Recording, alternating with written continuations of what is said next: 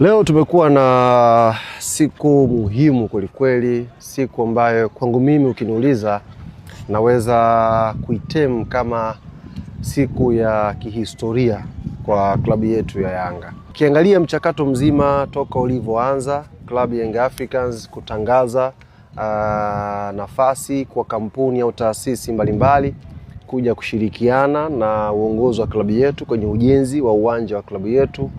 Ule mchakato ukaenda vizuri, kampuni zikaomba na baadaye GSM Tanzania Limited akapatikana kuwa mshindi ambaye amekidhi vigezo vyote ambavyo viongozi waliviweka. Leo tumekutana sasa kwenye kikao ambacho ni kikao cha mwisho.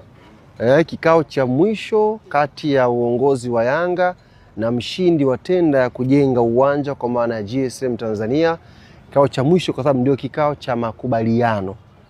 Kikao cha makubaliano namna gani sasa pande hizi mbili zinashirikiana kuanzia kwenye umiliki wa huo uwanja, cost zitakuwaje, uwanja unaanza lini kujengwa. Kwa kila kitu kimekamilishwa leo. Siku ya Ijumaa panapojaliwa Mwenyezi Mungu tutakwenda kufanya hafla nyingine kubwa ya kihistoria sasa, ambayo waandishi wa habari wa Tanzania, mashabiki na wapenzi wa klabu ya Young Africans watakwenda kushuhudia zoezi kwanza la kusaini mkataba huo mashirikiano kati ya klabu hizi mbili, na kwa mara ya kwanza mtakwenda kuona pia picha ya mradi, na kwa mara ya kwanza pia mtakwenda kutambulishiwa mradi unakwenda kuanza lini kujengwa. Hivi leo kwenye kikao mpaka nawaambia ni kikao cha kihistoria, mpaka kampuni ambayo itajenga, yani hao wataalamu watakaojenga tulikuwa nao pia ndani wakituelezea huo mradi kwa ujumla utakavyokuwa. Kiukweli